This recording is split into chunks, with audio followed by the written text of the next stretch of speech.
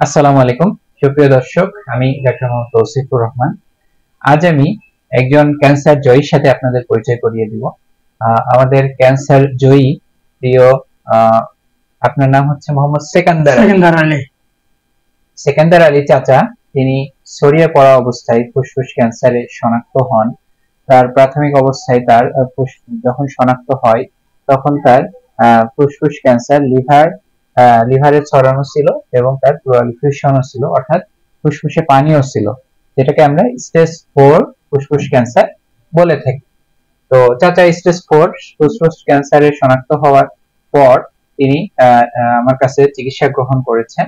তো আমরা আজকে তার অভিজ্ঞতার কথা শুনবো। তো তিনি কেমন আছেন এবং আগে কেমন ছিলেন এই ব্যাপারগুলো আমরা জানবো। আসসালামু আলাইকুম চাচা। আপনি আগে কেমন ছিলেন? আমি তো অসুস্থ ছিলাম, খুবই অসুস্থ, যার জন্য আমি বগুড়া, আপনার কি কষ্ট ছিল সেটা বলেন। এই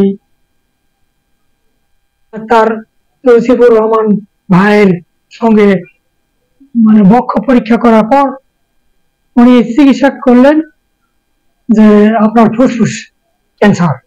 তখন আমি আল্লাহর রহমত অনেকটা সুস্থ, যে অবস্থা ছিল আমার কবরে যাওয়ার অবস্থা। এখন রব্বুল আলামিনের রহমত আর আপনার খেদমতে, ডাক্তার ভাইয়ের খেদমতে আমি ইনশাআল্লাহ এখন খুব ভালো আছি। আলহামদুলিল্লাহ। আমি তার সাথে দীর্ঘদিন তাকে চিকিৎসা দেওয়ার কারণে তার সম্পর্কে আমি জানি। তাকে প্রথম অবস্থায় তাকে কেমোথেরাপি দেওয়া হয়েছে, এরপরে তিনি মাঝখানে অসুস্থ হয়ে পড়েন এবং সেই অসুস্থতার কারণে তিনি খুবই খারাপ অবস্থা হয়ে পড়ে এবং হসপিটালে দীর্ঘদিন তাকে ভর্তি থাকতে হয় এবং তার পরিবার কখনো তার কাছ থেকে ছেড়ে যায়নি। তার পরিবার সবসময় তার সাথে ছিল। তো একটা ব্যাপার তার ভিতরে এবং তার পরিবার, তারা একটা পর্যায়ে আশা ছেড়েই দিয়েছিলেন যে তিনি হয়তো আর ফিরবেন না। তো সে ব্যাপারটি চাচা নিজেও উপলব্ধি করতে পেরেছেন এবং সে কথাটি তিনি বললেন। তো আল্লাহর রহমতে তিনি সেই শয্যাশায়ী অবস্থা থেকে বর্তমানে তিনি নিজে পায়ে হেঁটে এসেছেন এবং নিজের দৈনন্দিন কাজকর্ম নিজেই করছেন। একজন স্টেজ 4 ফুসফুস ক্যান্সার থেকে তিনি ফিরে এসে এখন আবার স্বাভাবিক জীবনে প্রবেশ করেছেন। এটা আসলে আমাদের সবার জন্য, সকল ফুসফুস ক্যান্সার রোগীর জন্যই আসলে এটা একটি অনুপ্রেরণাদায়ক ব্যাপার। তো আজকে আরো চাচার কাছে আমি জানবো যে চাচা, আপনি সাধারণ মানুষকে আপনি কি পরামর্শ দিবেন যারা ফুসফুস ক্যান্সারে আক্রান্ত হয়েছে নতুন করে? ফুসফুস ক্যান্সার আক্রান্ত হওয়ার পর আমি যে চিকিৎসা নিচে ডাক্তার ভাইয়ের নিকট থাকে, তাতে আমি উপকৃত হয়েছি। যার জন্য আমি মনে করেন সর্দি কাশি এবং এগুলা থাকে অনেকটা আমি কমে গেছে এবং আমি এখন ভালো আছি। তাহলে অন্যরা কি করবে?